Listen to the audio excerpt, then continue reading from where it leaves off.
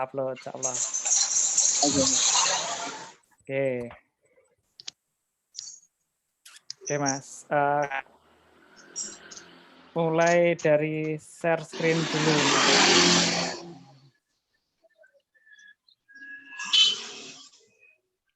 Ini materi ini sipit banget, Mas, cuman 7 slide, nggak banyak. Nggak ada materi malah menurutku. Ini cuman nunggu mancing aja buat ini ya. Oke. Kalau kita mulai aja mungkin temanya sebenarnya microservice plus dan minusnya gitu ya. Nah, kita mulai dulu. Sebenarnya dari dulu tuh arsitektur dari sebuah aplikasi itu kebanyakan seperti ini. Nah, dari dulu awal muncul itu kan aplikasi itu bentuknya biasanya desktop gitu kan ya. Jadi dari klien ke aplikasinya, ya kan, aplikasi di desktopnya, habis itu langsung ke DB gitu. Entah apapun itu di DB, tapi intinya sebenarnya kayak gitu kan. Aplikasi langsung ke DB gitu. Kemudian zamannya tuh berubah jadi zaman web. Nah, di zaman web kayak gini nih, klien masuk ke browser ke server aplikasi itu kan, masuk ke DB, balik lagi ke browser, tampil gitu. Tapi semua logic itu ada di server app zaman dulu, zamannya masih PHP yang dulu itu. Atau CSP atau apapun lah itu ya yang waktu itu. Jadi modelnya kayak gitu, semua logic ada di server. Kemudian berkembang lagi ke zaman yang lebih maju lagi. Jadi di browser itu orang kayaknya kok sayang kalau browsernya itu cuman kayak buat nampilin doang gitu, kayak buat render doang gitu kan. Akhirnya berkembang di zaman yang seperti sekarang sebenarnya, area aplikasi web dan aplikasi mobile gitu. Nah, itu juga cuman kayak gini sebenarnya, dari klien ke klien gitu kan. Kliennya tuh bisa jadi browser tapi dengan SPA itu kan biasanya, single page application, atau dengan klien dari mobile, misalkan dari Android atau iOS atau PWA gitu. Kemudian akses ke server app. Nah, di sini nih sudah ada pembagian logic sebenarnya. Di klien ini sebenarnya udah ada beberapa logic yang mungkin bisa dipindahkan ke situ. Misalnya kalau itu untuk hitungan apa ya, misalkan rating gitu ya. Rating. Nah, itu misalkan data dari server itu mungkin masih agak raw gitu, balik ke depan buat dihitung gitu.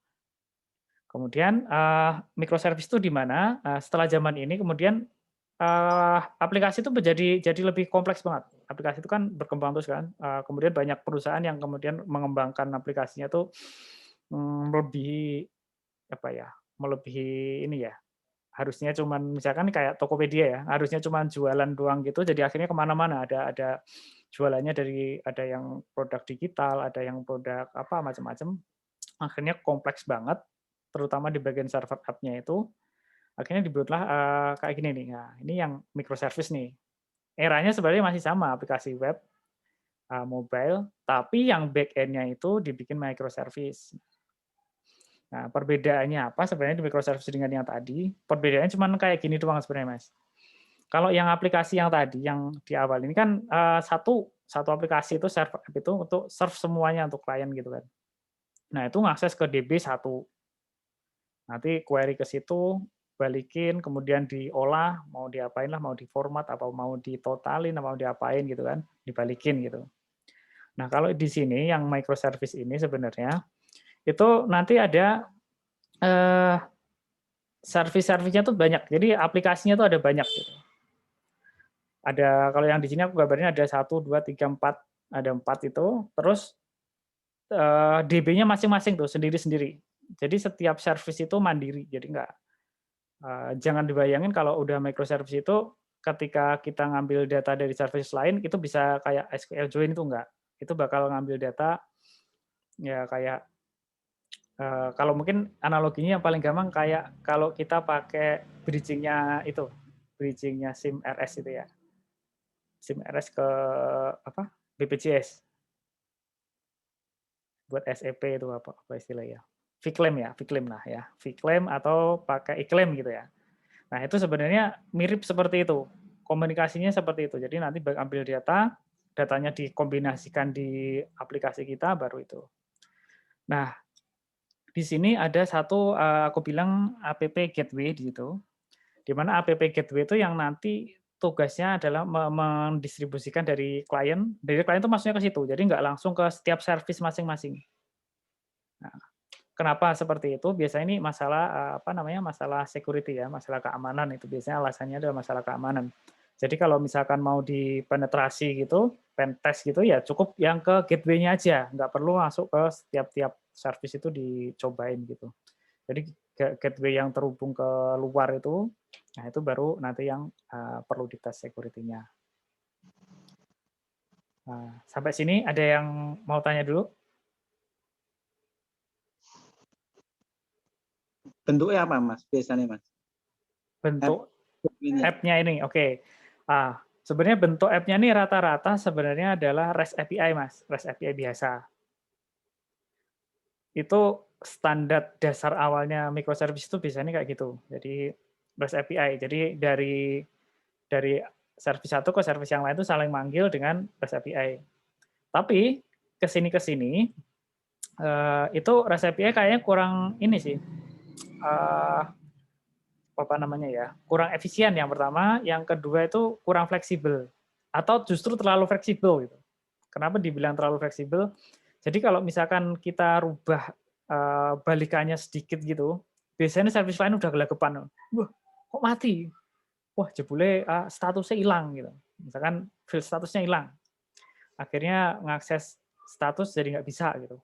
Service-nya down gitu.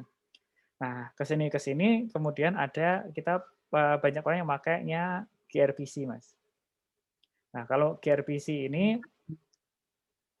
nanti ada hampir sama kayak REST API tapi ada ininya, ada kontraknya namanya proto buffer gitu.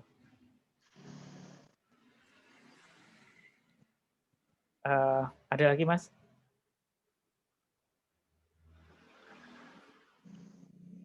Lanjut. Lanjut? Oke. Lanjut.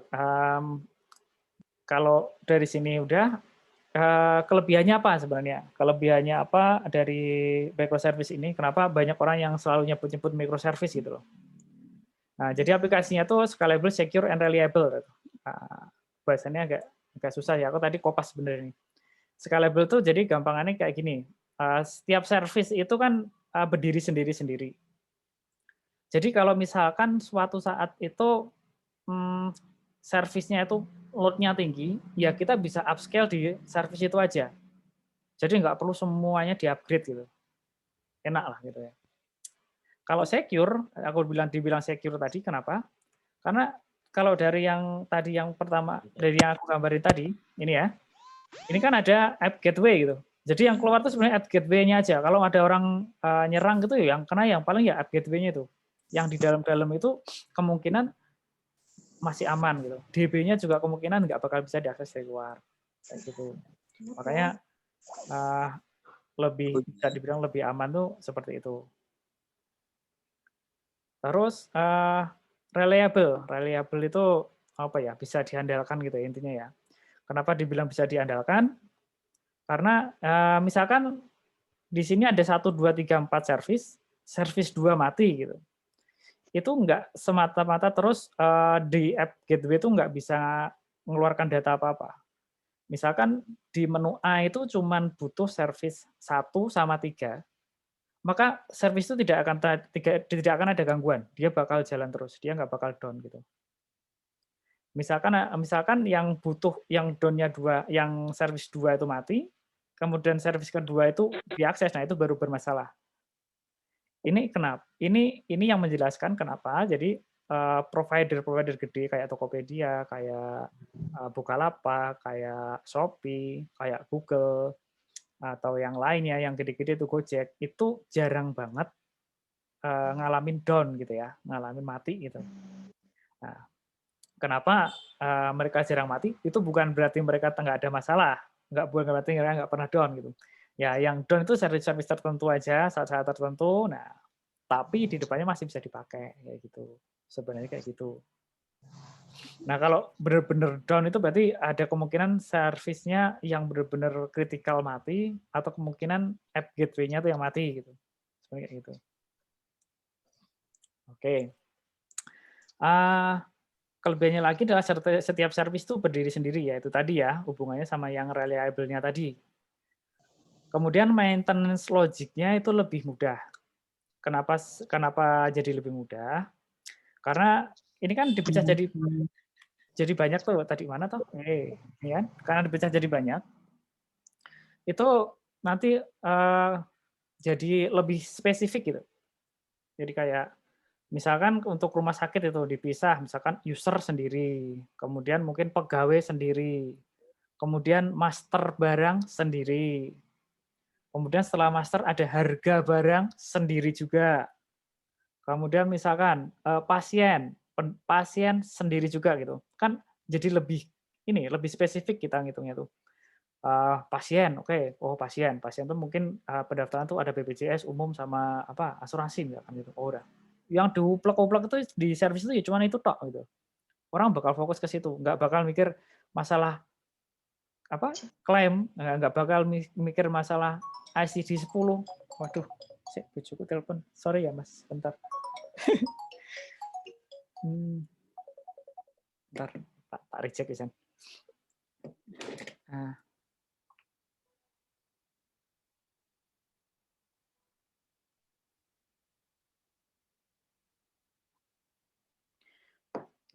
Oke, lanjut Mas, tadi kan kayak gitu ya, jadi kenapa itu jadi lebih fokus gitu ya tadi ya.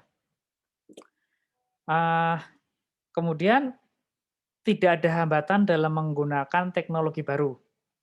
Kenapa tidak ada hambatan untuk menggunakan teknologi baru? Balik lagi ke sini. Kalau kita pakai yang monolitik, yang kayak ini tadi, suatu app bareng gitu Mas, itu pakai PHP. Terus tiba-tiba ada yang ini, wah Gulang cepet loh, kalau dipakai buat, proses misalkan, ngitung klaim untuk 5 bulan cepet gitu. Apakah Golang bakal mungkin dipakai di situ? Kayaknya susah banget gitu ya. Kalau misalkan kayak gini, contoh yang lain lagi, eee, apa namanya, aplikasinya itu aku pengen pakai ini Mas, aku pengen pakai single page Pakai application, NoSQL. ya. Pakai NoSQL. Oke, misalkan mau nambah, DB NoSQL gitu. Nah itu nanti DB NoSQL-nya itu kan jadi akan terkait dengan existing DB yang ada di sini ya. Iya kan? Ini Ada cek ke bawah. jadi akan terhubung dengan aplikasi yang DB yang di sini tadi. Mikirnya double gitu kan. Iya kan? Tapi beda dengan kalau kita yang di sini.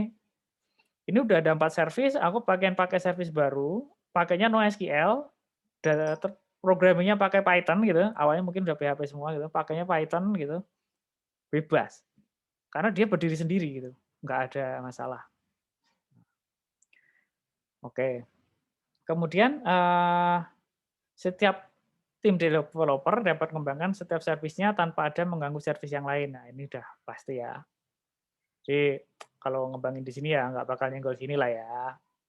Ini aman lah ya. Kalau kesenggol ya yang di sini-sini aja lah ya, temennya. Dan itu masih dalam satu cakupan yang sama gitu. Misalnya masalah pasien tadi kan, tiba-tiba pasiennya ya nggak mungkin pasien jadi nggak bisa bayar. Karena ya yang kesenggol paling ya kalau bagian pasien ya mungkin daftarnya gitu kan, nggak bisa daftar tapi bukan nggak bisa bayar. Oke. Kemudian kekurangannya Mas. Nah, kekurangannya itu ya yang pertama deployment-nya jadi kompleks. Jadi perlu konfigurasi jadi kayak ini, tadi ya kita balik ke yang sini tadi ya. Ini kita kita bayangin aja ada 1, 2, 3, 4 server. Ini pasti punya konfigurasi sendiri-sendiri kan, ya. Nggak mungkin lah konfigurasinya sama gitu. Terus, ngebuat ngedeploy-nya juga misalkan bahasanya beda nanti harus mikir lagi nih, wah ini deploy Python, sini deploy PHP gitu, sini deploy Golang gitu, waduh ngeluh Mas gitu. Yang bagian maintain server pusing nanti kayak gitu. Nah itu salah satu kekurangannya. Kemudian perlu automation dalam melakukan deployment. Nah, kenapa perlu automation? Ya seperti yang aku bilang tadi Mas, karena servernya banyak, itu perlu diotomatisasi. Kalau cuma 1, 2, 3, 4 ini aku yakin satu orang masih bisa maintain. Tapi pada prakteknya microservice itu bisa sampai puluhan, bisa sampai ratusan gitu sih kalau yang pernah aku lihat ya ini servernya. Kecil-kecil lebih banyak gitu.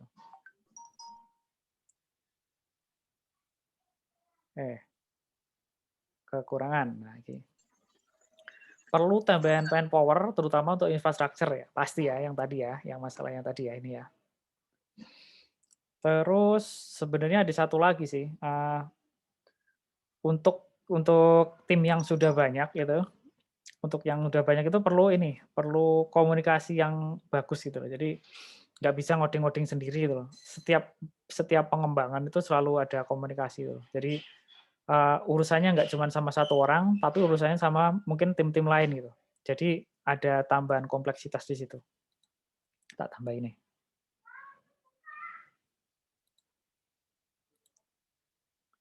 Tak tambahin situ, Mas.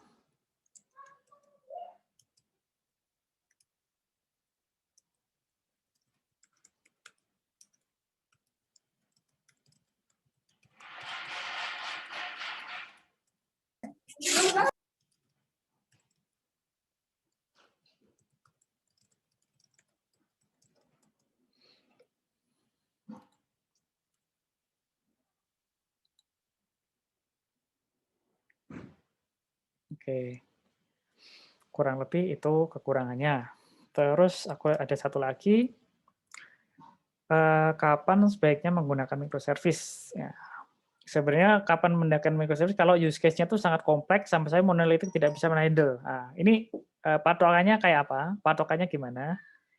Gampangnya gini, Mas, kalau, eee, layanannya tuh seberapa banyak gitu. Kalau layanannya banyak banget, nah itu mungkin sudah waktunya pindah ke microservice. Contohnya kayak Gojek ya. Gojek itu kan ada Gojek, ada GoFood, ada GoPay-nya, ada jualan pulsa, ada jualan voucher game, ada apa lagi ya, kirim-kirim paket ya gitu-gitu kan ya. Nah, itu karena layanannya dia banyak, terus itu nggak seragam, ya itu sebaiknya memang dia pakai microservice. Tujuannya apa? Tujuannya ya tadi, karena tiap service itu, mandiri gitu kan, terus bisa mengembangkan dengan lebih cepat gitu sebenarnya. Karena ya itu, cakupannya cuman segitu-gitu aja gitu.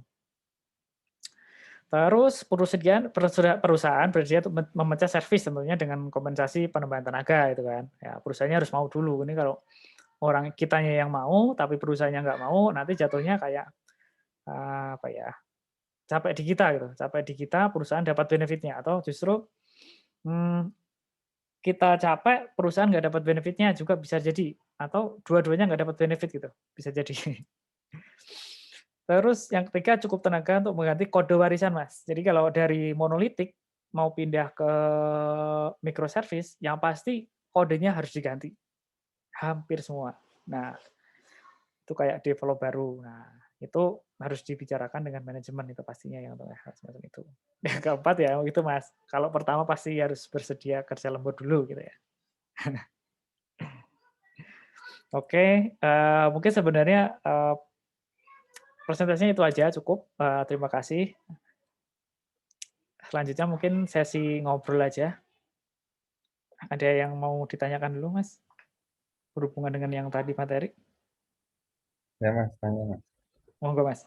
Ya, saya SIM Ghost yang terbaru itu kan ada database-nya kan lebih dari satu itu.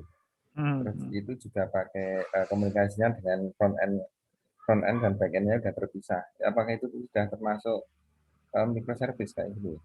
Oh, belum, Mas. Itu tadi Hmm. masih masuk ke yang di sini, Mas. Ini boleh DB-nya banyak nih. Ini Iya. DB-nya boleh banyak. Jadi Oh, gitu. yang kayak gini ya. Tapi prinsipnya masih kayak gini kan, satu servernya kan. Oh ya, server fisiknya satu ya. Servernya satu. Nah, kalau microservice itu kayak gini nih. Eh, kayak gini sih. Sebenarnya nggak server fixnya nggak harus satu, tapi Iya. intinya logiknya harus benar-benar terpisah kayak gini sih. Oh, gitu. Mhm. Terus itu untuk apa autentifikasinya gimana ya, user autentifikasinya? Oke, sekarang kita ke user authentifikasi. Mungkin sambil aku gambar ya, Mas. Ya. Oke. Oke. Eh, ke sini ya, yang di sini ya. Ini kan aku nulisnya cuma server app gitu ya. Ini server app. Ini aku ganti misalkan jadi user service. Kemudian ini misalkan jadi pasien service gitu. Ya. Terus ini misalkan jadi obat service. Ini dokter service. Ini kita coba use case-nya jadi kayak ke rumah sakit ya, biar kita gampang bandinginnya gitu ya. Ya, ya. Dokter service. Nah, di app gateway ini, Mas, nanti dia harus ngehit ke user service. Jadi misalkan ada request ke sini, nanti ada dari sini kan ya, biasanya bawa cookies atau bawa token, betul kan? Ya. Dari sini bakal ngehit ke sini dulu. Nah, dia tuh atau terautentikasi enggak, terus role-nya apa gitu, dia dapat balikan, ya kan? Nah, baru nanti mungkin ngehit kemana? Mungkin ngehit pasien, oke ngehit pasien sini, boleh enggak gitu. Nah, kayak gitu. Atau ngambil ke sini, ambil ke user ini, dapat role-nya kan, terus langsung aja dia tujuannya kemana? Ke obat service misalkan, lempar ke sini. Nah, tapi ternyata role-nya dia tuh nggak ada obat, bakal ditolak sama dia. Balik ke sini, error 401, balikin ke sini, kayak gitu. Nah, jadi modelnya nge-hitnya berkali-kali, Mas, nggak satu kali gitu. Terus untuk apa itu antar service itu nggak bisa join berarti ya? Memang sendiri-sendiri Nggak bisa, ya? Mas. Jadi datanya kalau kita udah ngomong microservice, data ini harus dalam artian udah benar-benar secara global ya. Kita nggak ngelihat data udah nggak ini SQL, ini no SQL gitu ya. Melihatnya ini bentuk data dengan format seperti ini gitu. Bahkan kita nggak boleh ngelihat ini JSON, ya, ini XML gitu. Bahkan itu pun udah nggak ngelihat kayak gitu. Apapun data yang kita dapat harus kita proses, kemudian kita combine dengan benar untuk dibalikin ke user kayak gitu. Jadi ya benar-benar ngolahnya pakai itu, pakai kode. Kayak gitu sih kurang lebihnya. Terus untuk di app gateway-nya itu front end itu Iya. terus untuk mendapatkan misalkan loh dia mau mengakses transaksi obat itu kan dia perlu data pasien kayak gitu. Nah, terus Betul. itu modelnya gimana itu? Dia ngambil data pasien gitu atau gimana? Iya, jadi dari sini ke sini dulu, ya kan? Ya, dapat data pasien, balikin sini. Kalau dia dari sini ngehit lagi ke sini dulu, spread, balik lagi, baru dibalikin di sini, Mas.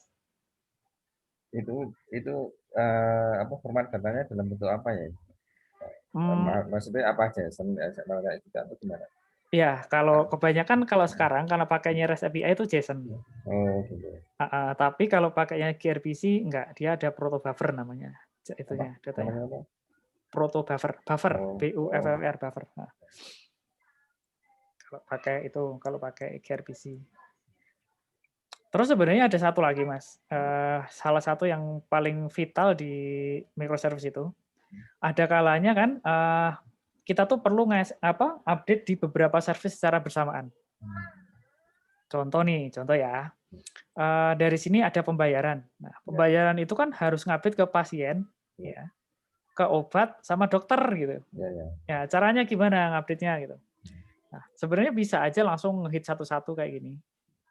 Nah, tapi kalau misalkan di ini yang sekarang ada itu biasanya mereka pakai messaging service.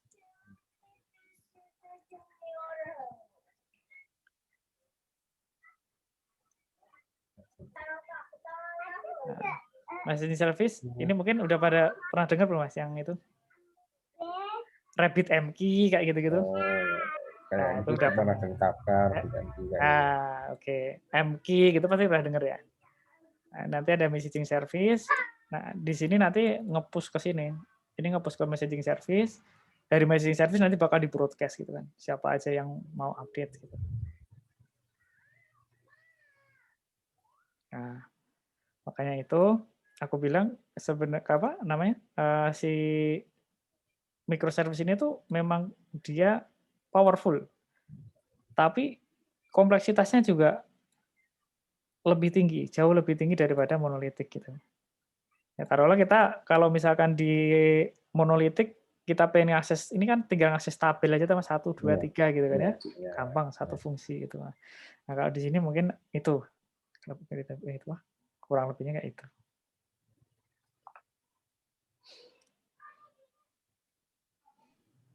Mas Arif, Nggih. kan sudah tuh pernah ngalami waktu di RSCM. Ini sebenarnya kalau menurut Mas Arif, rumah sakit itu sebenarnya sudah perlu microservice nggak? Kalau misal kita ambil kasusnya kan RSCM itu yang paling besar. Hmm. Sebenarnya saat ini sudah perlu atau sebenarnya belum perlu sih? Gitu. Oke, sebenarnya rumah sakit kalau pakai microservice itu memang belum perlu, Mas. Nah, itu sebenarnya ada beberapa pengembangan dari microservice sendiri. Ya Allah, ada kan yang nonton sintes tuh. Contohnya itu pakai domain service. Mungkin ya, istilahnya mungkin domain service apa ya? Domain service application apa ya?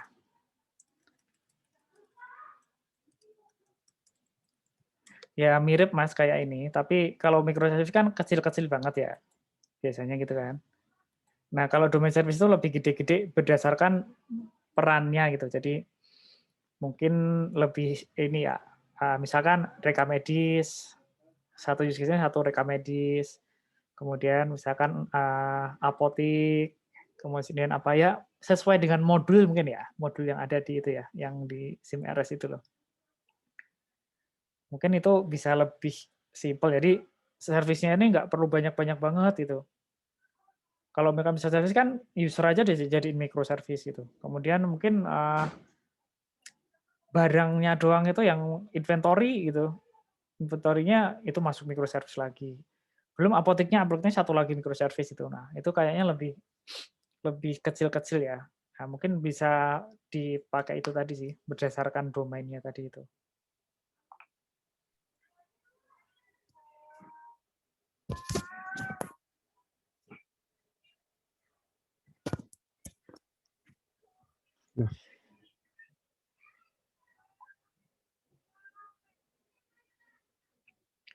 Ada lagi, Mas?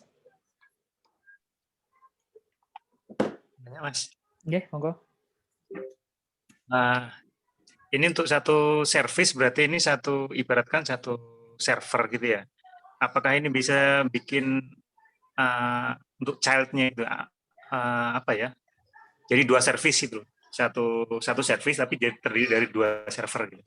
Oh, bisa, sangat bisa, Mas. Jadi satu service sebenarnya kita nggak ngomong masalah satu service itu berapa server.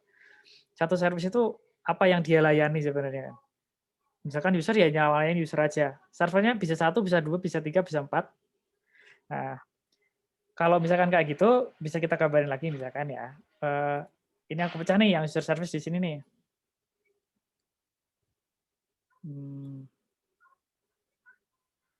Ini ya, tak taruh misalkan user service. Kasih tag deh.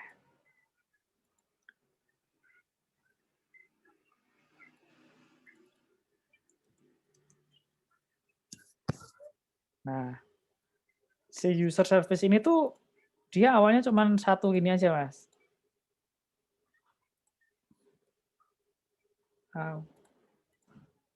Kok gitu.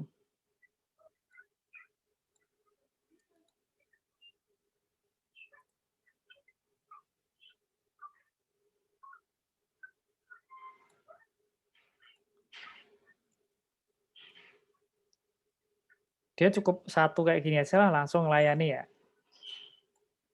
Kayak satu DP gini. Nah, tiba-tiba user ini jadi banyak nih. Suatu saat dia tuh perlu banyak banget ininya gitu. Nah, ini bisa kita tambahin lagi nih. Service-service-nya ini apa? Server-servernya ini kita tambahin kayak gini, ya kan?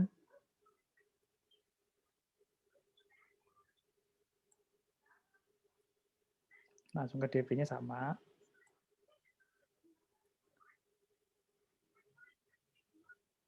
Terus harus ada tambahan satu lagi di sini.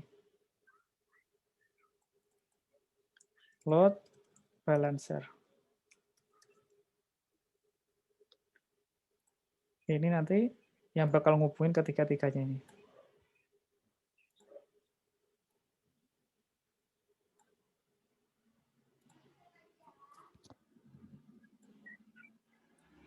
Nah, yang dihindari luar, maka nanti adalah si load balancer ini, Mas. Ini tak taruh di luar gini ya. Apa di dalam tapi di depan gini ya. Nah, nanti yang bakal di-hit ya, yang ini, Mas. Yang di-hit sama ini di sini. Cukup menjawab?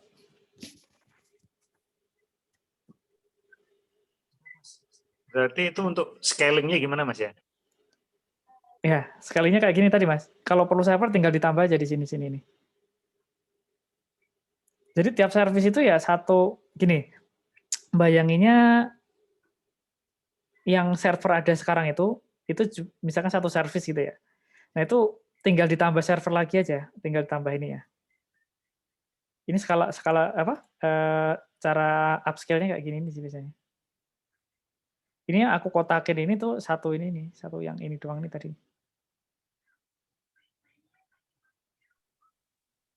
Mas, screen-nya nggak kelihatan. Oh, screen-nya nggak kelihatan? Bentar. Saya tak stop dulu ya. Pantesan tadi pada bingung, Mas.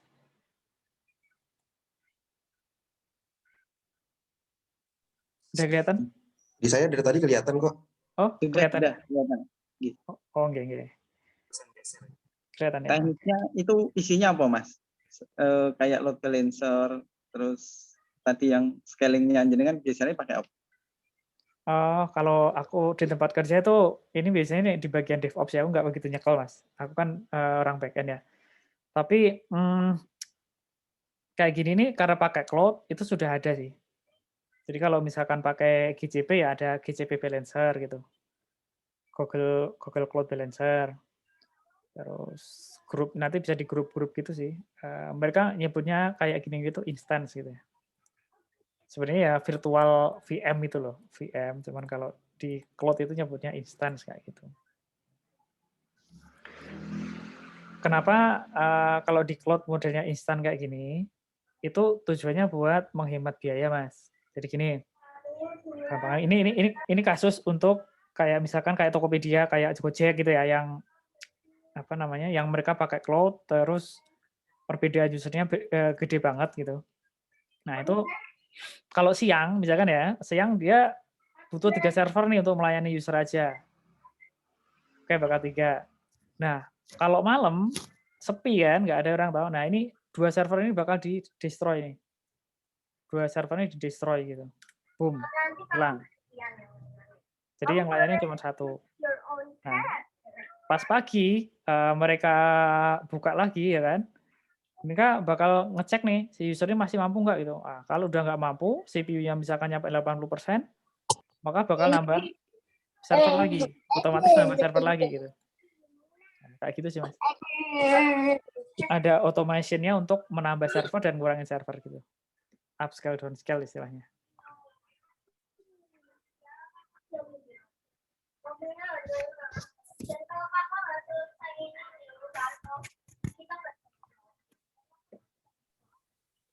Nah, kalau mau microservice benar-benar sih memang kayak kurang lebih kayak gitu. Kalau memang apa namanya? Tapi kalau untuk rumah sakit aku pikir sih yang kayak upscale downscale ini nggak begitu perlu sih ya. Karena kan servernya mungkin di dalam. Maksudnya punya sendiri gitu kan. Mau dipakai berapa juga ya nggak ngaruh kan, udah harus dibeli gitu kan. Ya wes nggak ada pengaruhnya. Kalau untuk yang model-model cloud itu memang pengaruh banget karena hitungannya kan berapa jam dia up gitu kan, dengan spek seperti apa kayak gitu.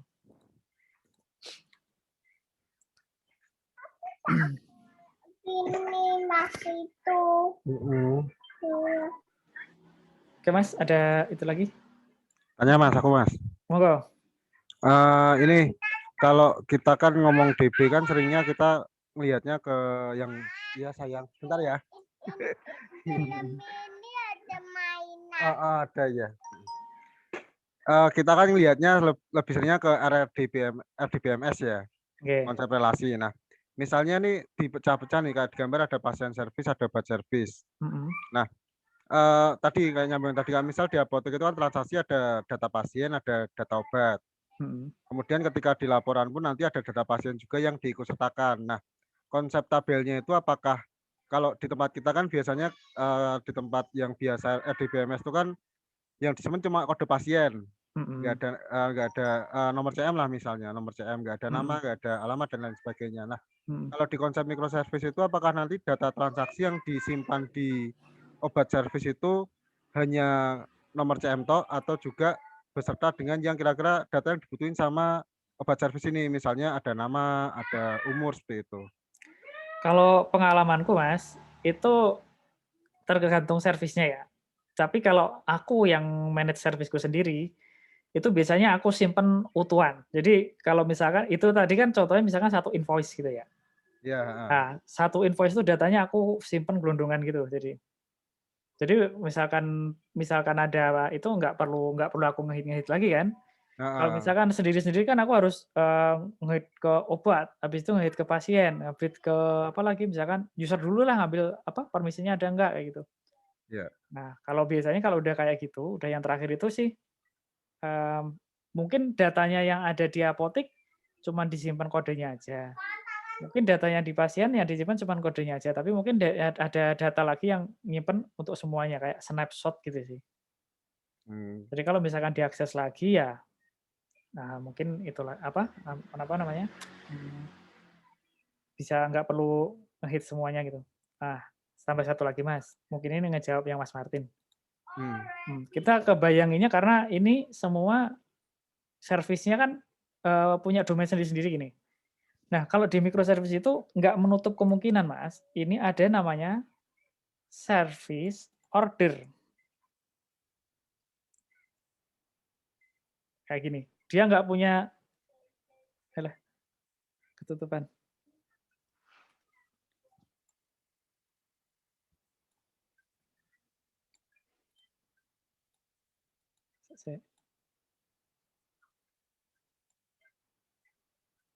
Order gitu aja ya, order gitu. Nah, dia mungkin nggak punya database sendiri atau dia punya database sendiri untuk snapshot terserah. Dan nanti si API Gateway ini bakal nge-hitnya ke order ini aja. Order ini yang bakal ngurusin nge-hit ke sini sini sini gitu.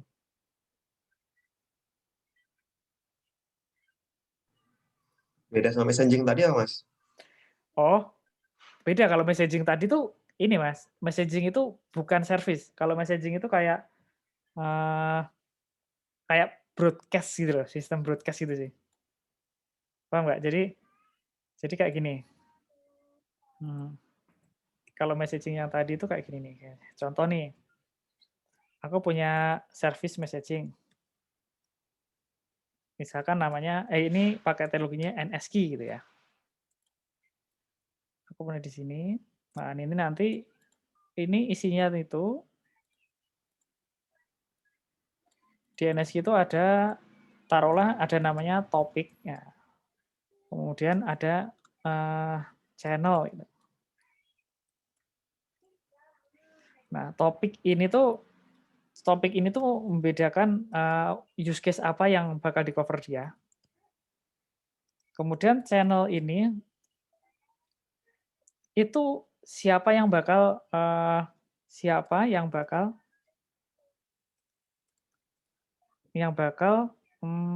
memakai gitu. Nggak usah dipikir dulu Mas. Nanti kalau gambarnya udah lengkap kayaknya ada bayangan. Nah, kemudian ini ada satu service, ada ini kan, ada layanan kayak gini nih. Terus kemudian ini ada misalkan ini user service nih. Kemudian ada pasien service. Ada lagi misalkan obat service itu. Oke. Nah, di sini ada kasir, misalkan aku taruh ya, kasir gitu. Nah, ketika si kasir ini itu melakukan pembayaran tagihan pasien, ya kan, dia bakal istilahnya apa ya? Broadcast, bukan broadcast. Istilahnya dia bakal ngepost gitu lah, intinya ngepost ke sini. Pasien X itu udah bayar loh gitu. Enggak gitu. Sebentar. Enggak kayak gitu sistemnya. Jadi gini. Nah, ini messaging service, ini service ya. Maka service ini bakal ngelisten topiknya si messaging ini. Ada yang mainan JS, Mas?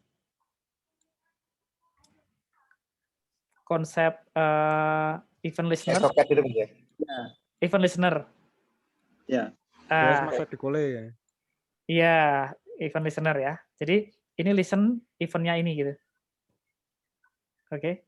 Nah, ketika pasien itu bayar, dia bakal nge-publish, istilahnya nge-publish ya. Atau kalau di JavaScript namanya emit event gitu ya. Event ke sini nih, cepet. Nah, sama dia ini kemudian bakal di-broadcast sama yang sudah subscribe tadi, ke sini, bahwa pasien itu sudah bayar. Nah, mereka tinggal melakukan action apa kalau pasien sudah bayar. Ini tadi yang masalah messaging. Nah, bedanya sama kalau order ini sebenarnya dia sama dengan yang service yang ini, tapi dengan tugasnya itu ngumpulin data order dari setiap service ini. Dan nanti gateway-nya ngehitnya ke sini.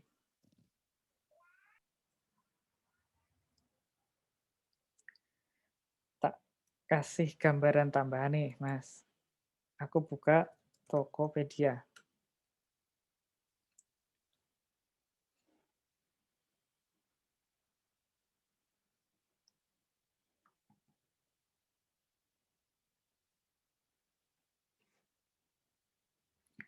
Aku masuk ke satu toko, misalkan sebentar.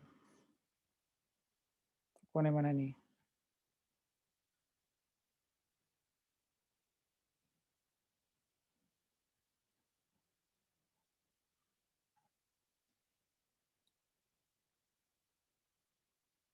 Tokonya mana tokonya? Oh, ini dia.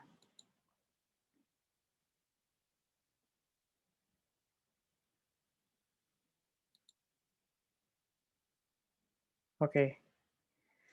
Ini toko ada beranda, Mas. Dia ada gambar poster lagi, ada voucher, ada semua produk gitu ya. Oke, Mas, kalau aku tanya, halaman ini kira-kira melibatkan berapa servis? Kira-kira ayo.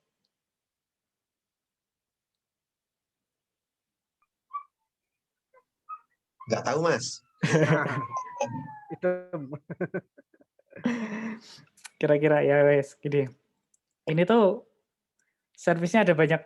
Kalau untuk satu ini doang itu ada banyak banget. Jadi yang produk ini satu servis. Yang bintang ini, Mas, bintang tok ini satu servis. Ini satu servis. Kemudian yang untuk ngumpulin semuanya itu tadi jadi satu halaman ini itu satu servis lagi. Nah, jadi inline sama yang tadi aku ini kan. Ada order di sini, yang tugasnya ya cuman ngumpulin data dari sini semua ini tadi. Kayak gitu loh.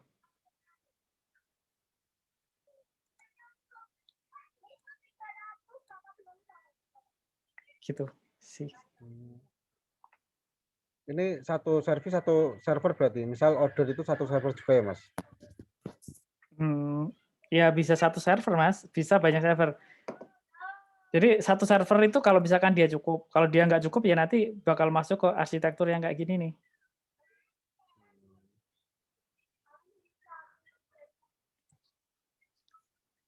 Banyak server, tapi ada load balancer gitu.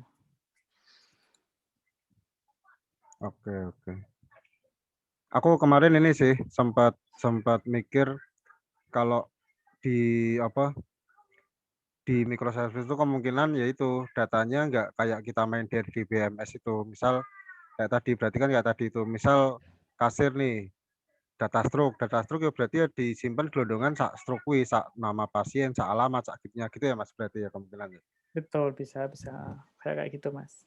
Soalnya kalau mikir RDBMS ya nanti malah ngehite akeh to ngehit ke server ini. Tapi memang seperti itu wajar, Mas. Jadi ngehit ke banyak servis itu memang wajar. Kalaupun masih kayak gitu itu juga boleh. Kalau misalkan ya, kalau aku yang pengalamanku biasanya tetap ngehit ke banyak service, tapi biasanya ada data gelondongan yang buat kayak snapshot gitu loh, di-catch gitu loh. Nah, yang data gelondongannya itu yang di-catch itu. Jadi ngurangin beban ngehit ke semua itunya. Tapi biasanya yang KO kan sebenarnya kan database ini kan. Pengalamanku itu kebanyakan yang bikin lambat itu database-nya malah. Kayak misalkan di RSCM kan udah kayak gini ya, kayak gini sih. Nah itu sebenarnya di sini udah mecah nih. Kalau di RSCM itu servernya ini udah banyak nih. Tapi nggak pakai itu. Nggak pakai load balancer kayak itu. Nah ini terdasarnya bisa ngehit ke sini. Nah tapi yang bermasalah kadang tuh di sini, yang ngeblok di sini. Jadi kalau di sini udah ngeblok, mau ngakses ke sini, mau akses ke sini, ya sama-sama, semuanya mati gitu. Nggak apa namanya ya, nggak responsif, sama aja karena yang bermasalah di sini. Nah makanya kalau seperti ini, nah itu kemungkinan memang jauh lebih ringan. Cuman permasalahannya tadi yang di belakangnya ya, itu harus dibicarakan dulu sama perusahaan kira-kira. Ini banyak benefitnya loh, tapi juga harganya beda gitu. Nah, itu juga termasuk teman-teman yang bakal ngejalanin juga harus ini sih, apa istilahnya kan harus belajar lagi, terus harus apa ya namanya masuk ke teknologi baru yang belum familiar itu ada kemungkinan banyak ini ya sih, bakal apa ya tiba-tiba di user tuh bakal banyak yang nggak nyaman nih loh. Wah, wingi wis mulus-mulus wis iso saiki kok error-error meneh gitu. Nah, itu juga harus ini sih. Harus di-consider, jadi harus diperhitungkan lah. Yang kayak gitu itu. Gitu, Mas. Mas Arief mau tanya. Monggo. Jadi mungkin tadi ada sambungan sama Mas Martin juga. Yeah. Kalau gelondongan gitu jatuhnya kayak NoSQL gitu nggak sih jadinya? Betul, Mas. Iya. Berarti nggak, misalkan ya kita pakai RDBMS gitu. Gelondongan gitu ya mending pakai NoSQL sekalian ya? Bisa iya, bisa tidak, Mas. Kenapa saya bilang bisa iya, bisa tidak? Mungkin teman-teman belum benar-benar pernah, ada yang sudah pernah pakai NoSQL? Iya. Maksudnya maintain NoSQL terus pakai itunya? Nah, NoSQL itu sebenarnya juga nggak secepat yang teman-teman bayangkan sebenarnya. Jadi ya SQL, NoSQL itu bisa jadi sama-sama lambatnya kalau penggunanya kurang tepat gitu sebenarnya. Nah, SQL sendiri, si Postgre itu sudah mendukung data dalam bentuk JSON, binary JSON itu. Dia JSON atau Bison, jadi masuk ke tabel dalam bentuk JSON dan binary JSON. Nah itu bisa buat snapshot Mas, ya kayak gitu. Terus yang kedua, kalau misalkan kayak Postgre itu kan sebenarnya lebih lebih gampang untuk di-maintain daripada NoSQL kalau menurut aku ya. Kenapa lebih gampang? Karena komunitasnya lebih banyak. Terus kalau ada apa-apa tuh searching di Google nemu gitu loh Mas, ya kan. Nah, bayangkan kalau misalkan kita pakai Cassandra gitu, searching ya nemunya susah, library-nya masih dikit, visualnya mungkin belum cakep juga, gitu kan. Kalau kita pakai SQL, pakai Navicat gitu, wah udah enak itu, udah enak banget. Nah tinggal nanti yang perlu diperhitungkan yang pertama indexing, yang kedua juga ya jujur sih yang bikin lambat tuh biasanya kebanyakan tuh view, terus indexing yang nggak tepat, terus apa ya kayak update tapi where-nya itu nggak ke indeks gitu loh. Nah itu blocking banget itu. Jadi kalau update where in rank sekian bla bla bla, tanggalnya nggak diupdate lagi, wah itu bakal ngeblok gitu kan, bakal ngeblok lama banget, dan itu bakal ngeblok select-nya juga. Jadi yang bikin lambat tuh biasanya yang kayak gitu itu sebenarnya. Gitu Mas. satu lagi Mas. Oke, monggo. Jadi ini mungkin kebalikannya yang tadi, kalau misalkan kita pakai RDBMS gitu ya Mas. Jadi kebingungan pertamaku saat dulu belajar microservice kan gitu. Satu service, satu DB gitu ya. Iya. Sedangkan paradigmaku tuh masih berpikiran RDBMS gitu. Nah, misalkan kayak tadi mungkin ada sambungannya sih dari Mas Martin. Misalkan kayak kita akses user service kan DB-nya cuma DB user ya Mas ya. Betul. Ya, ketika misalkan itu ada kaitannya dengan DB yang lain, apakah aku juga maksudnya gini, apakah sah-sah saja ketika aku ngakses katakanlah pasien service ya, pasien service kan otomatis langsung entity-nya ke database pasien ya.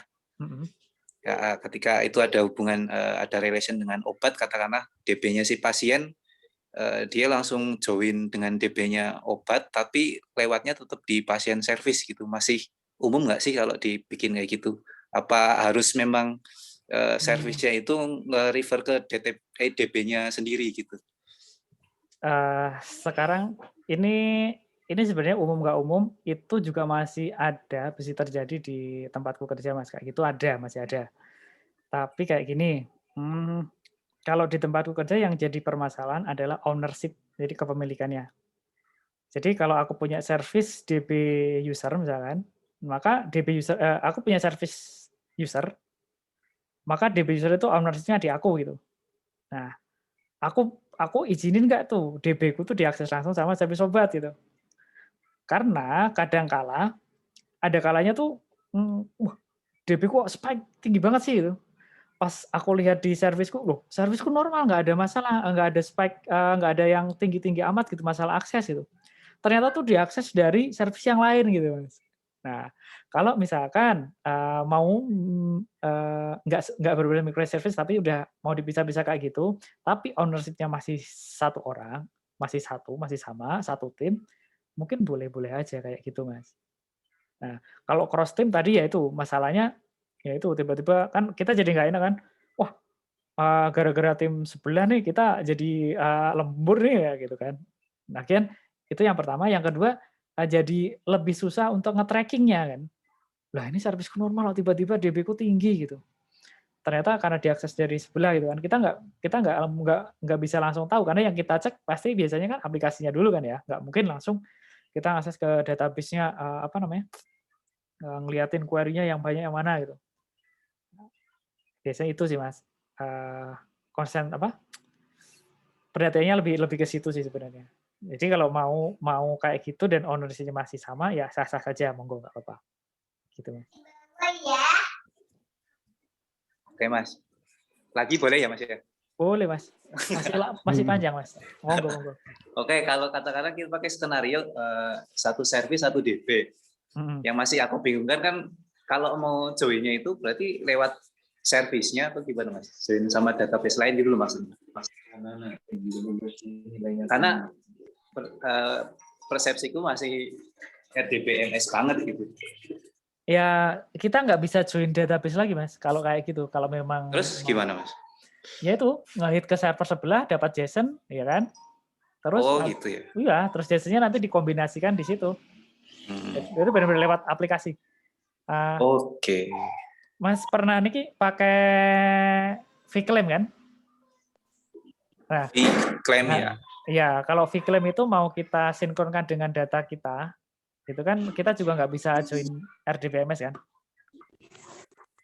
Ya, cara pandangnya gitu aja sih. Oke, tak langsung ke sana. Berarti mungkin nanti kayak di combine-nya di order itu mungkin ya Mas ya? Iya, benar. Mungkin Oke. Dapat Mas, gampang toh sebenarnya konsepnya. Nah iya Mas, sebenarnya aku pikir juga secara arsitektur tuh gampang. Tapi kenapa kemarin Mas Arief tuh bilang maintain-nya bisa jadi sangat susah gitu. Padahal kalau aku pikir juga ya segampang di gambar itu sih sebenarnya.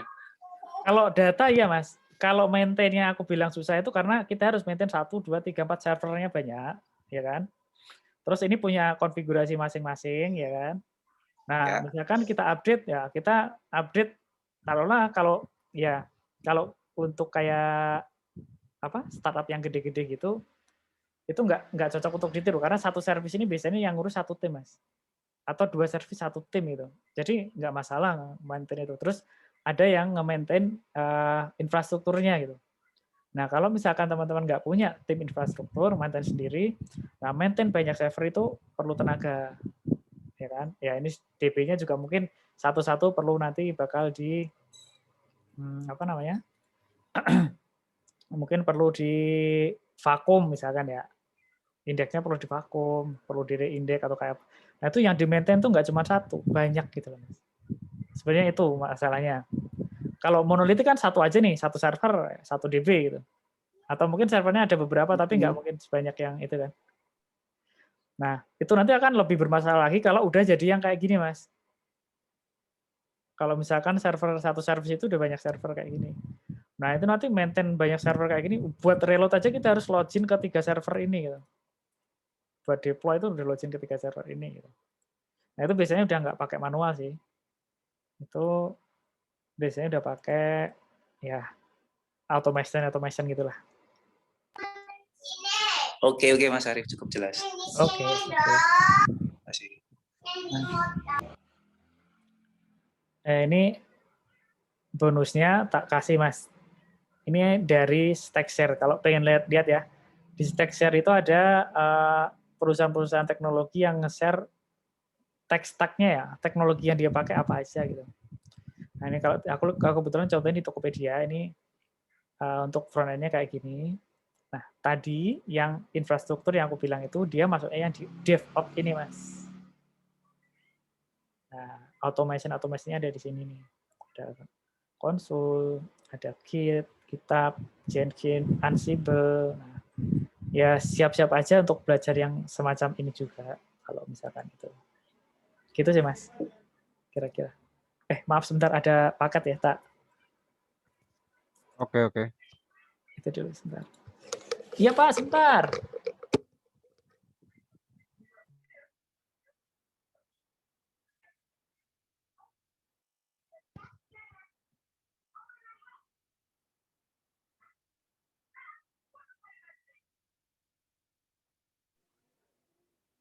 Sambil mengisi waktu, silakan moderator Tosia.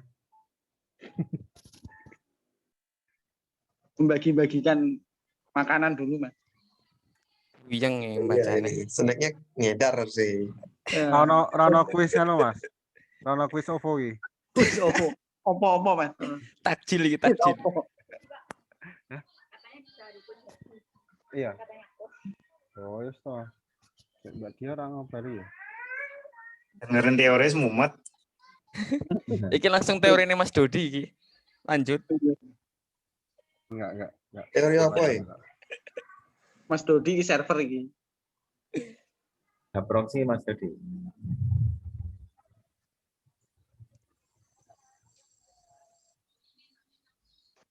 Besok materiku anu tuh. Digital sign kan, bukan load balancer. Iya, apa-apa. Digital sign. Yang kedua bagi-bagi OVO ya sambil ya. Monggo, Mas. Lanjut lagi, udah balik.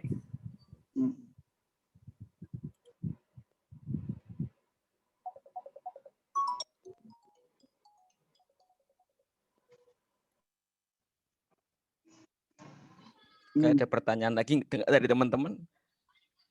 Nah, aku nggak ada pertanyaan nih, puyeng wis.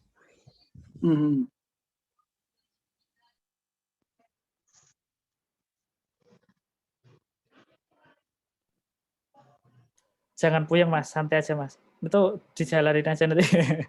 Saya tekan, Mas. Puyeng soalnya wongnya sithik ya, Mas. Soalnya sing Oh. Nek DB ini wis lemot to, Mas. Enake dipecah servisnya atau upscaling ke DB ini diperbesar apa di sliding atau gimana? Sebenarnya sharding itu solusi juga. Tapi ngeten, Mas. Kalau pengalamanku dulu di RSCM, sebelum kan gini, sharding itu solusi jangka panjang ya. Jadi dalam artian nggak bakal jadi dalam 1-2 bulan. Nah, itu kalau aku dulu biasanya ini sih, di profiling dulu aja yang query-query berat, terus dicari solusinya yang paling gampang, misalkan query-nya dipecah atau apa gitu.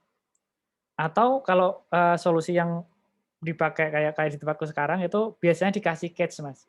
Jadi untuk data yang diakses berulang-ulang terus sering banget itu biasanya dikasih cache. Contoh search pasien gitu kan.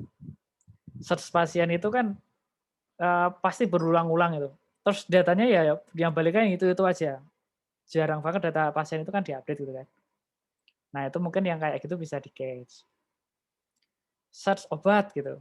Itu mungkin banyak banget dipakai terus tapi enggak ini ya itu mungkin bisa di cache kayak gitu sih. Sama biasanya juga bikin berat itu ini laporan kan.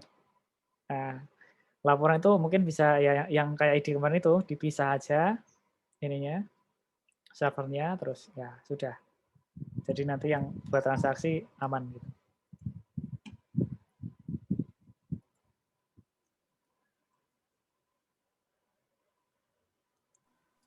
Mas Arif. Tanya, Mas. Oh, silakan. Yang duluan. Jam duluan. Tadi untuk yang ini ya apa yang untuk apa non microservice tadi ada server untuk apa untuk laporan dipisah itu berarti ketika ada transaksi itu dia nyimpen data itu di server laporan gitu ya, misalkan data pasien misalkan untuk nomor CM dan misalkan alamat dan sebagainya, terus untuk nomor transaksinya juga itu berarti disimpan gitu ya di satu server gitu untuk laporannya. Gambarnya seperti itu ya. Iya, bisa jadi seperti itu, Mas. Tapi sebenarnya itu nggak masuk ke microservice pun kayak gitu nggak apa-apa. Dalam artian ngeten. Jadi gini, ketika ada satu transaksi langsung diposting aja ke database laporan gitu. Oh ya. Nanti nariknya dari situ. Atau kalau nggak mau repot ya pakai itu aja lah, pakai penjadwalan gitu ya, cron gitu jam berapa. Tapi kalau pengen coba teknologi baru, Mas, mungkin bosan kan ya teknologi ini pakai itu aja. Iya. Tadi coba yang aku share tadi, yang ini tadi yang apa namanya? Saya tak share lagi ya screen-ku ya. Soalnya kalau mau apa implement microservice kan ya butuh effort yang besar itu ya. Ya, lumayan, Mas. Itu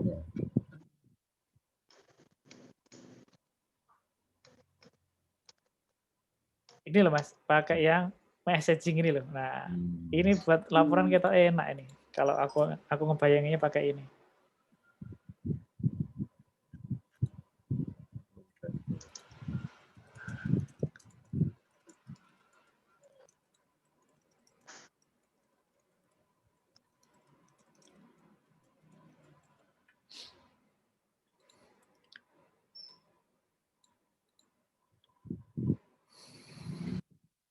Oke. Ada lagi, Mas? Ya, dari saya cukup itu. Mungkin Mas Dodi. Ini Mas, kalau di kami kan yang aplikasi Simeresnya kan monolitik biasa itu, ya biasalah yang tadi disampaikan Mas Arif. Ada satu database, terus ada aplikasi sendiri. Tapi untuk aplikasi-aplikasi yang di luar, kalau kami istilahnya non-billing gitu ya. Jadi ada ya misalnya aplikasi Android, terus aplikasi buat dashboard, dan lain-lain itu. Nah itu kita bikin web service sendiri gitu. Jadi nggak ngakses langsung ke database ya, ada web service-nya lah. Walaupun itu sebenarnya itu ditaruh di satu server sendiri gitu. Saya satu server aja. Nah itu nggak termasuk ya dalam microservice ya? Sebenarnya kalau dibilang masuk nggak masuk ya konsepnya sebenarnya kayak gitu, Mas. Itu udah masuk microservice, tapi ada satu monolitik yang besar yang belum dipecah gitu aja sih. Atau ya berarti kan yang belum dipecah yang SIMRS-nya, tapi yang untuk yang lain-lain kan udah sendiri gitu kan, Mas. Iya. Ya, itu sebenarnya udah masuk sebenarnya. Paling kalau yang belum dipisah database-nya tapi ya. Nah, ya database-nya satu. Ya itu mungkin yang belum ini sih, Mas.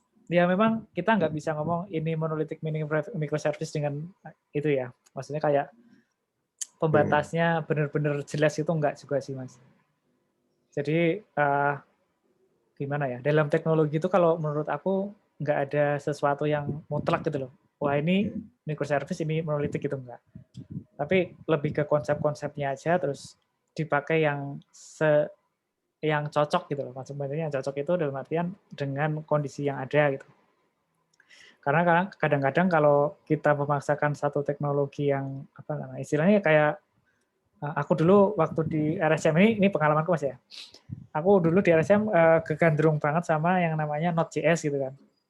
Nah, suatu saat aku tuh ditugasin sama Dr. Agus buat mining data. Nah, karena aku lagi gandrung sama Node.js, aku mining datanya tuh pakai Node.js, Mas. Bisa, tapi susah banget. Terus datanya salah-salah gitu. Setelah jauh-jauh, maksudnya sekarang mainnya lumayan kayak sekarang ya, kalau ketemu teman-teman ngobrol gitu, ternyata kalau dibikin pakai Python tuh lebih enak banget, terus datanya lebih valid itu. Nah, maksudku kayak gitu Mas. Jadi nggak ada teknologi yang benar-benar apa istilahnya ya, wah ini itu paling baik nih, enggak gitu. Tapi ya tadi pas-pasan aja lah. Nah mungkin di tempatnya Mas Dodi itu udah paling pas gitu, karena mungkin untuk mecah yang SIM RS sama database-nya itu lebih susah gitu kan. Terutama biasanya karena ada kode-kode warisan itu kan Mas. Iya. Iya. Nah itu. Dan ini juga sepertinya benefitnya juga belum tentu signifikan dengan pengorbanannya gitu. Iya, dengan iya. cost-nya. Karena toh sekarang aja sudah terpenuhi. Mungkin kalau sekelas Tokopedia atau apa lain mungkin sudah perlu seperti itu sih. Iya, iya. Iya, Mas. Ya karena ya kalau dibandingkan mungkin di Tokopedia itu untuk yang produk yang apa ya? Istilahnya PDW produk, page produk tadi yang dibuka ya page. Jadi kalau kita ngeklik produk itu kan buka satu page itu kan. Itu page-nya itu aja untuk request per second-nya itu bisa 4.000 lebih, Pak. Jadi satu detik itu diakses 4.000 lebih gitu.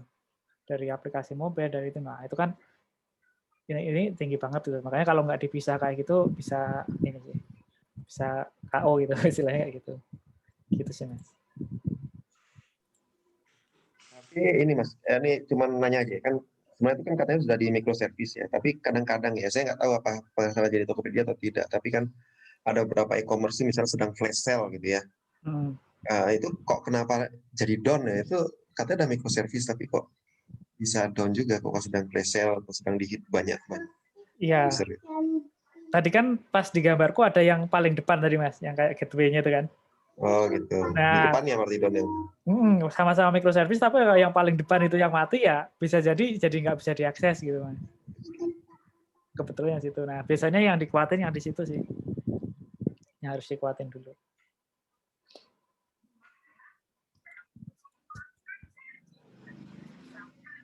Mas Dolop, tanya Mas. Oke, pripun Mas Martin? Aku mau ketinggalan sih yang masalah self reporting tadi lah. Aku mikirnya gini tadi, yang tadi itu kan DB-nya banyak nih. DB-nya banyak, ada banyak service. Nah, untuk aplikasi reportingnya itu nanti gimana Mas? Kalau kita di RDBMS kan tinggal union ya. Nah, kalau di tekniknya kalau yang di microservice gimana? Apakah ada tiap kali transaksi nanti akan tersimpan lagi ke tabel lain, ke service lain, nanti yang service itu bisa diakses khusus untuk reportingnya atau gimana? Kalau mau kan tadi aku pernah gambarin yang ini kan, yang messaging ini kan. Nah sebenarnya kita bisa nanti kita tambah aja lah satu misalkan ya, ini ya.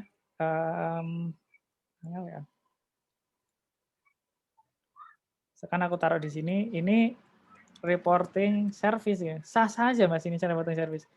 Ini aku ngelisten ke sini, ya. Misalkan ada event perubahan billing, aku masukin ke tabel billing gitu.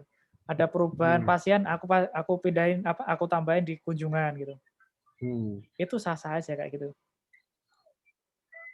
Atau ini Mas, atau mungkin kemarin kan aku ikut pelatihan data science tuh. Pandas. Terus Pandas kan mikir-mikir, rumah sakit butuh kaya ngene wong wis iso dijukuk saka SQL Server kan data-data seperti itu. Nggak perlu main di data science. Nah, apakah di Tokped sendiri misalnya Tokped sendiri apakah data science-nya itu tugasnya buat ngumpulin data-data di antar service itu atau gimana? Kan mesti kan nenggon apa startup kan mesti ono data science gitu kan.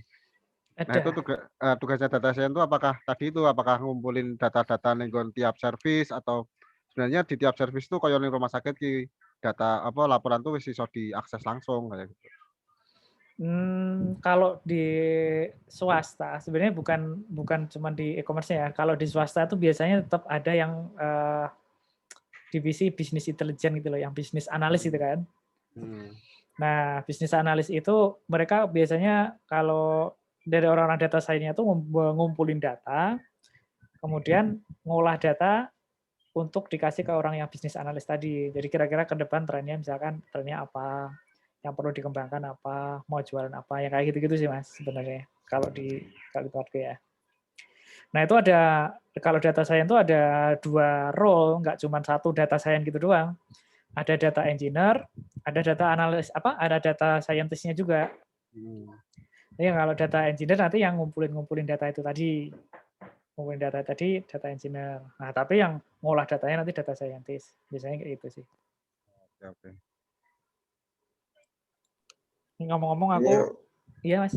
Enggak, sepertinya berbeda tujuannya ya Mas harus memperhatikan ya.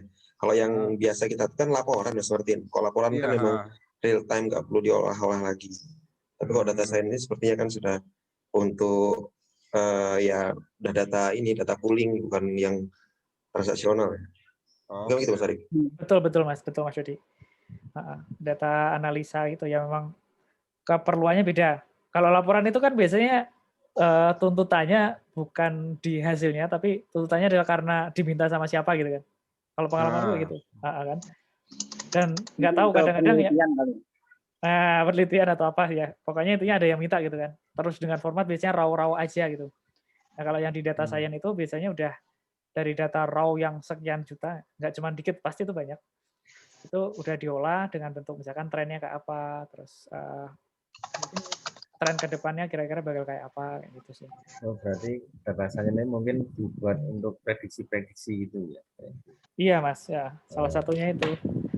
Sama biasanya nentuin bonus juga, Mas. Oh, gitu. Iya kan? GM dokter gitu ya. GM dokter. Misalkan tren kunjungan tahun ini sama tahun kemarin gimana trennya? Apa meningkat gitu ya mungkin ya. Iya. Dengan kondisi eksternal internal mungkin ya. Mungkin itu bisa buat ini loh Mas.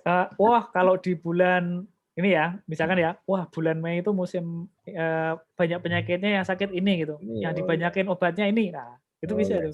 Oh iya kayak gitu ya implementasinya. Implementasinya kayak gitu bisa. Atau mungkin dari wilayah nih. Pasienku tuh paling banyak misalkan dari mana? Misalkan RSUD Kota Semarang. RSUD Kota Semarang namanya apa, Mas Martin? Wongsonegoro. Oh, Wongsonegoro. Oke. Di Wongsonegoro itu pasiennya banyakannya dari mana? Misalkan setelah diteliti ternyata banyaknya dari Demak. Loh, kok Semarang malah nggak ke RSUD tapi dari Demak yang datang. Kenapa? Nah, itu mungkin bisa dianalisa. Tak ada bagi OVO di Demak, Mas.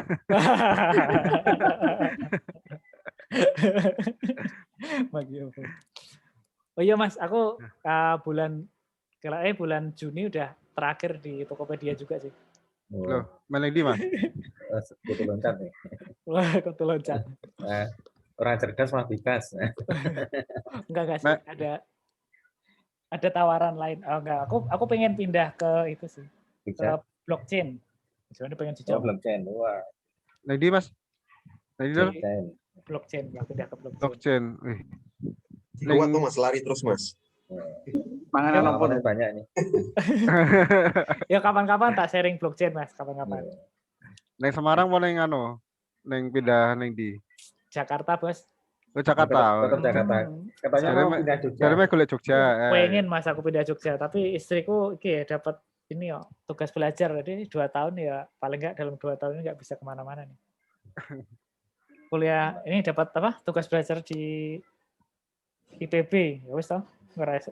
Masa tak tinggal bojoku. Iya. Ya, muka jadi pindah Jogja nih.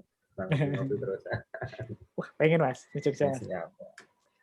Temanku sak tim keluar juga bulan Juli, itu pindah ke Jogja. Oh, di mana tinggalnya, Mas? Tinggalnya nggak tahu, tapi kerjanya ke Aselbyte kalau nggak salah, Mas. Apa? Perusahaannya Aselbyte apa, Pak? Tangkap. Ya.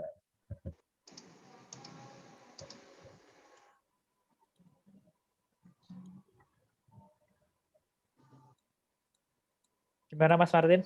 Mau pindah ke web?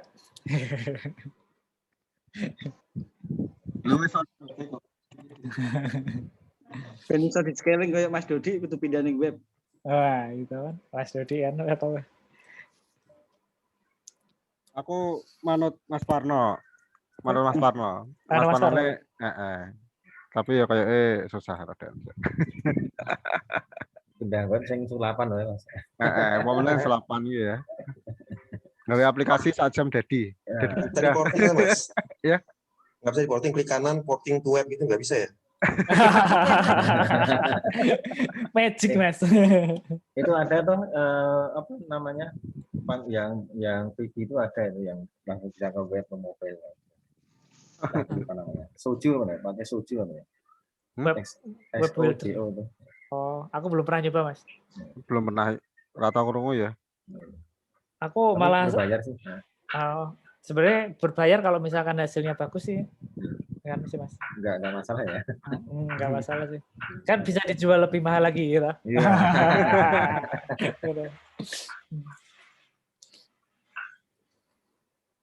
Menarik, saya tertarik yang messaging tadi loh, Mas.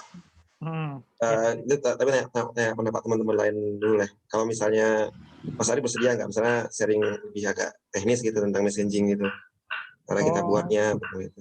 Tapi nggak tahu, terserah teman-teman lain tertarik gitu. Mantap nih. Setuju Mas, pakai Node.js. Saya setuju messaging. Ya, itu pakai apa Mas messagingnya? Boleh. Kalau aku sekarang pakai NSQ kan, terus itu pakainya Golang. Tapi kalau misalkan aku pakai Golang sama NSQ, mungkin teman-teman belum bisa dapat gambaran lebih gitu ya. Nah, mungkin ada masukan dari teman-teman, misalkan mau pakai Node.js, terus pakai misalkan apa ya, RabbitMQ atau apa. Atau aku belajar lagi juga sih, Mas. Aku soalnya kan pakainya kan si NSQ. Kalau misalkan pakai yang lain nanti ya mungkin belajar dikit sih. Semua yang disebut saya nggak tahu, Mas. yang lebih populer kayak RabbitMQ itu ya? Iya. Saya Mas coba dulu Mas. Ini NSQ tuh juga bagus ya Mas. Aku tuh pakai NSQ. NSQ. Oh, ini ada Node.js-nya kapan-kapan boleh lah. Nanti aku Node.js aja. Pakai contoh sederhana aja nanti Mas. Iya. Oke, siap. Ya, cara ninja lah gitu. Cara ninja, Mas. Cara ninja lagi dipakai, cara samurai lah. Cara samurai. RabbitMQ ra ono singgungan lo ya, Vibinem ya. Mas Martin, Vibinem-nya sini ya ora apa-apa sih, Mas. Tapi nek misalnya diganti lu HP.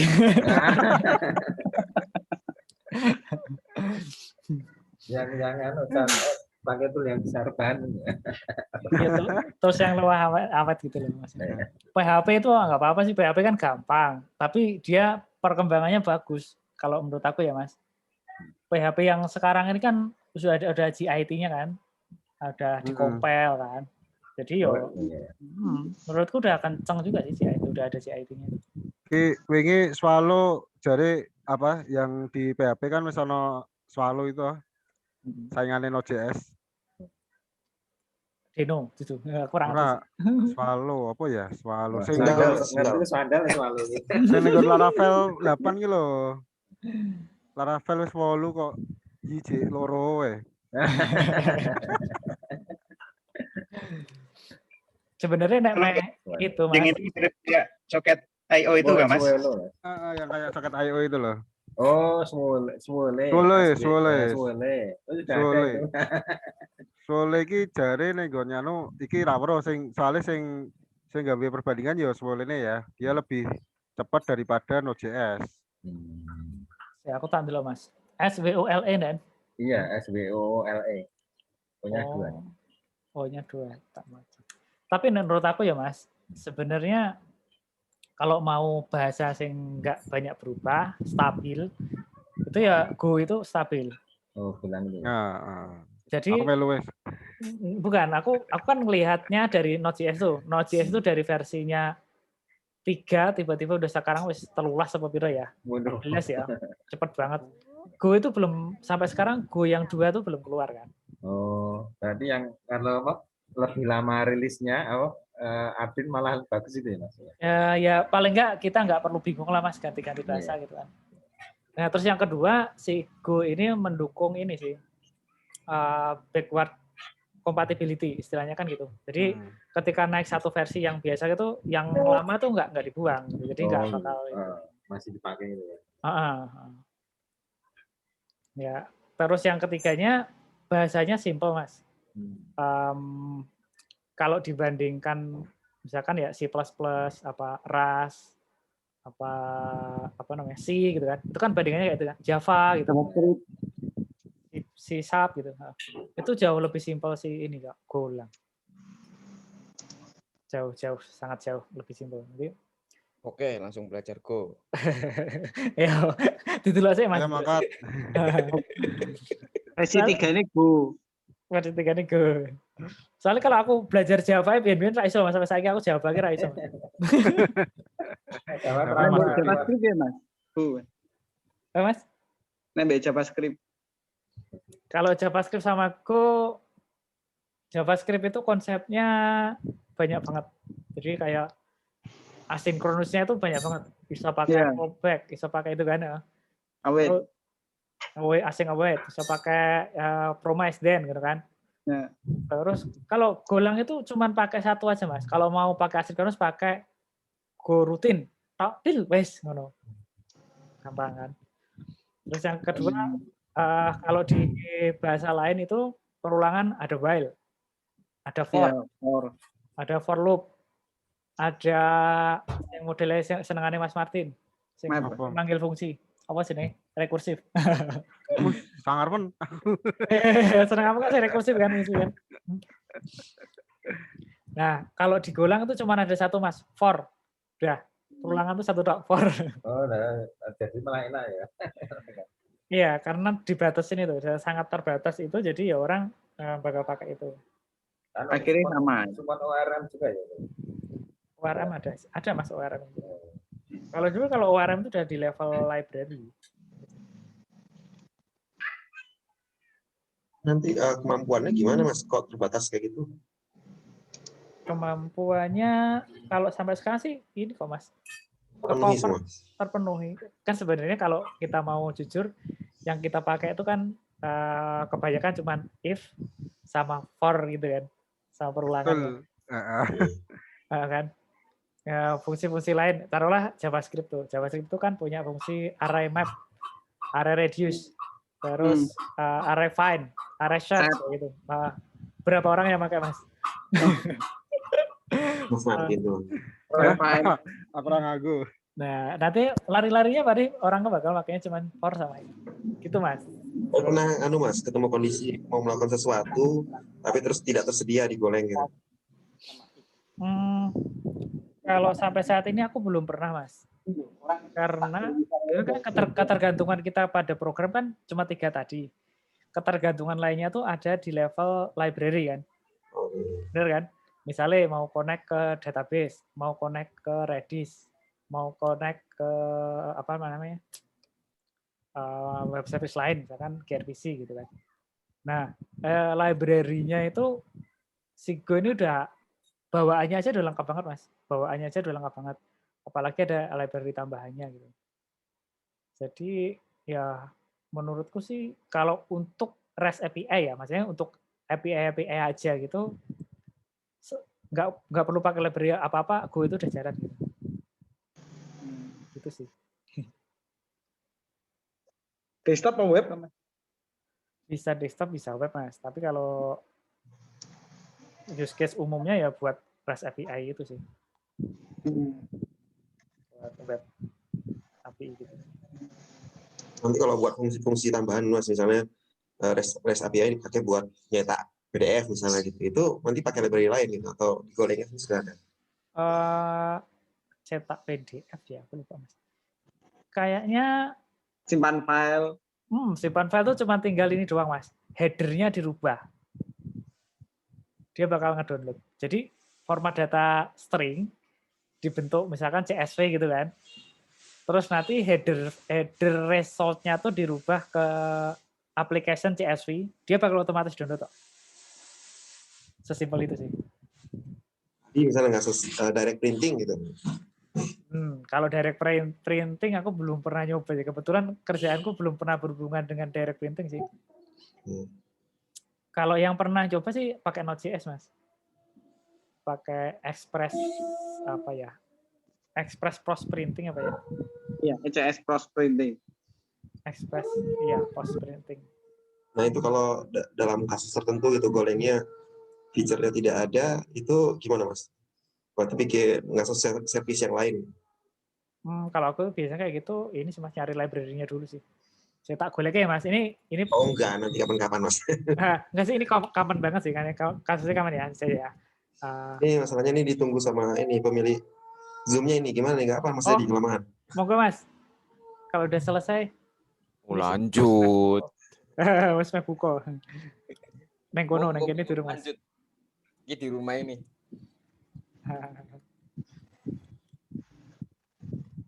Mulai menarik ini. Lanjut Mas Dodi. Nah aku di sini nganggo kuwi lho Mas. Node.js-nya enak banget sih. Jadi dia ngebaca driver yang wis diinstal ngono. Cuman jalan lancarnya di Linux waktu itu. Tak pakai pas aku implementasi di Kencana sih. RSM Kencana itu kan.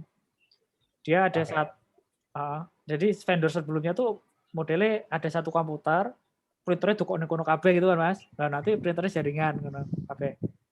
Nah, tak manfaatkan lagi, akhirnya aku pakai Express itu. Terus kedetek semua kan. Nah, aksesnya dari web ke situ tinggal REST API doang. Tinggal post, datanya apa, aku langsung nge-print. Printernya yang di, masih enak banget lah. Dibuat simulasi Mas. Apa? Dibuat ke simulasi ini Mas, sekalian yang messaging Mas. Oh, kalau messaging bisa tak buatin, itu bisa lah. Ya, sekalian printing tadi Mas. Yes, contoh kasusnya itu ya.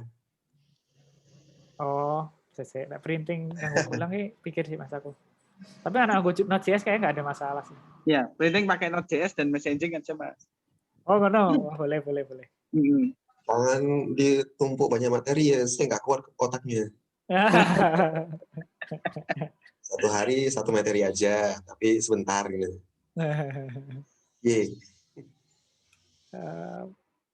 Iyalah, bolehlah nanti sambil itulah. Enggak aku. Kasihan saya sepuh-sepuh ini. Gitu. Iya Mas. Cewek mulai kepala 4 dulu Mas. Aku kepala 4. Wis luwih kok. Sing menangi eduran. Aku sih menangi Mas.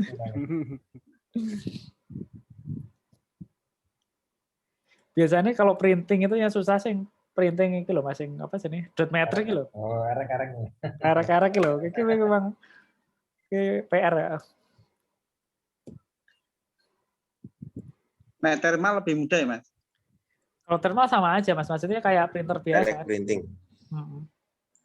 Soalnya kami Mas, direct printing sih pakai protokolnya Windows yang Samba itu. Cuman kelihatannya nih dengan maraknya ransomware ini menjadi agak khawatir karena kan nyerangnya dari sana, tapi kita nggak boleh nutup protokol port itu karena di rumah sakit kita untuk printingnya pakai port itu. Kalau misalnya ada metode lain mungkin menarik. Oh, ya kalau tadi pakainya itu sih Mas. Kalau yang Express printing tadi yang Node.js itu pakainya HTTP, jadinya aku pikir sih lebih aman sih. Tapi tidak direct printing lagi. Direct Mas. Kan direct juga ya? Iya kan bisa, maksudnya Mas Dodi ini direct nih dari komputer langsung ya ke printer. Dari server sih orangnya. Nah, kalau server bisa, nggak ada masalah itu. Wah, ini udah nanti bikin materi khusus ini. Nah, itu mau campur, Mas.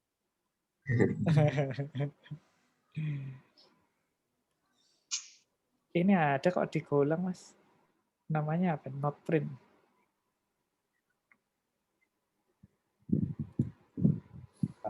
Nanti yang messaging besok itu pakai Golang ya, Mas, rencananya?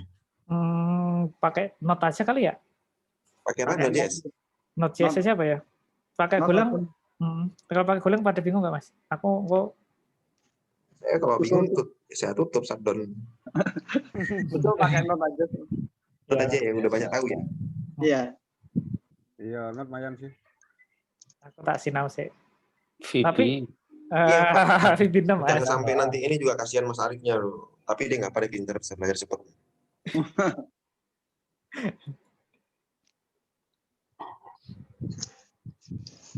Contoh kasusnya itu messaging tadi itu kan kayak semacam pooling toh, Mas. Jadi kita order ke dia, nanti dia yang menjalankan ke banyak-banyak service itu. Iya, dia broadcast aja, Mas. Broadcast ya udah. Jadi nanti workernya sendiri di service-nya sendiri. Jadi messaging-nya cuma nyampein message-nya aja. Oh, iya. Paling sebenarnya itu perintah kayak tadi kayak ngeprint dan lain-lain itu di service-nya yang sana ya, bukan di messaging-nya ya. Betul. Nanti nggak apa-apa, itu bisa kok di ini. Ya. Sudah, mungkin ada lagi? Ada yang masih ada yang penasaran? Sampun. Kalau sampun. Sampun wes. Terima kasih, Mas. Banyak aneh, panas otakku. Ilmunya, Mas. Iskoket mantep Ki. Lebih baik dikit-dikit tapi sering. Berarti yang ada season 2 ini Mas Ujang sama Mas Arif Ki ya. Mas Arif season 3, Mas. Mas Arif berjilid-jilid pokoknya. Monggo Mas, selama ada waktu luang mah. Mas Arif itu biasanya hari Sabtu kok atau Senin itu sudah bisa. Aku soalnya ada freelance juga kan, kerjaan freelance. Jadi kalau hari workday gitu kadang-kadang sampai malam kerja nih, Mas. Jadi yo. Berarti mending Sabtu. Berarti khususon Mas Arif yo, Sabtu gitu ya. Sabtu aja nggak apa-apa. Malam Sabtu aku nih ngomong nyantai. Senin kosong nih, Mas Ujang nih. Sulapan lagi sulapan. Sulapan ya nggak apa-apa lah. Tapi belum bisa upload materi mungkin langsung lagi kayak gitu aja. Ya, atau yang lainnya dulu Mas Didi itu. Ya nih Dewan Takmir mungkin ada yang mau sampaikan. Orana iki. Wah, iki Mas. Nemu ki Mas, printer direct printer iki Mas, ning Golang ki Mas. Mas sharing screen Mas. Ya tapi nanti mau diperhatikan ya pertemuan berikutnya ya. Enggak sih. Ini aku sharing itu doang. Enggak sih, ini aja kok. GitHub-nya nih tak kasih nih. Di chat ya. Maksudnya library ini. Kalau mau nyoba. Di Golang ada library itu ya untuk apa? WA itu juga ada. WhatsApp maksudnya? Ya, WhatsApp. Aku belum pernah sih Mas. WhatsApp kayaknya bukan masalah itunya sih, kayak lebih ke kayak kalau aktivasi bisnis itu nanti dikasih kayak server gitu sih. Pakai Docker gitu sih. Setauku gitu sih. Yang penting bayar lah Mas. Enggak, yang free kayaknya ada library Golang ada ya enggak ya? Kalau yang free itu mensimulasikan web WhatsApp itu kita otomatis. Saya free pakai Selenium biasanya. Ini kami pakai Python, tapi download juga di internet.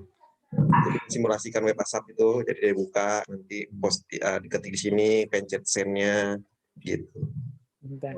Pakai tools-nya buat itu ya Mas, apa namanya? End-to-end test. Itu sebenarnya tools-nya buat end-to-end test itu kan. Oh iya, terus, ada gitu ya. Jadi kan ada sekarang kan lagi ini Mas, lagi in-nya kan test engineer. Jadi tes-tesnya tuh dibuat otomatis gitu. Oh iya.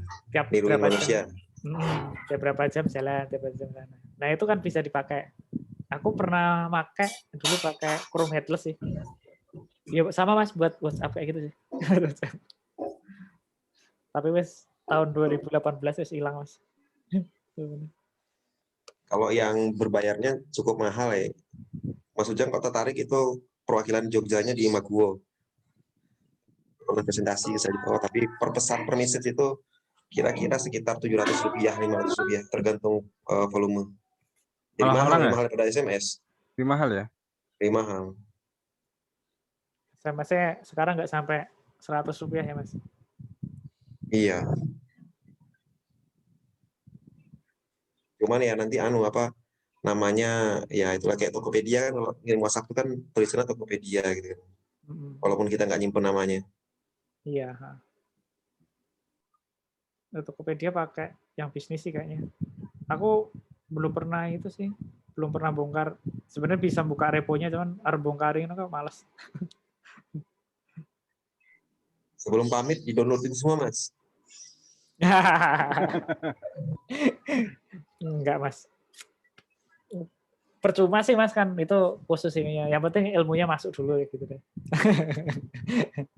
Kan maksudnya use case-nya kalau udah microservice itu khusus kecil-kecil cuma buat itu tok gitu loh. Jadi ya kalau dibilang reponya ada berapa, reponya tuh ada ratusan Mas. Ratusan. Ratusan. Wah, udah jam 5:30 Mas. Nih ditungguin.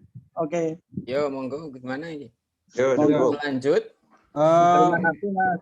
Jangan Terima lanjut. kasih Mas Arif. Intinya ini terima kasih ke Mas Arif ya. Sama teman-teman ini. Recordingnya tak stop dulu ya. Ya, boleh.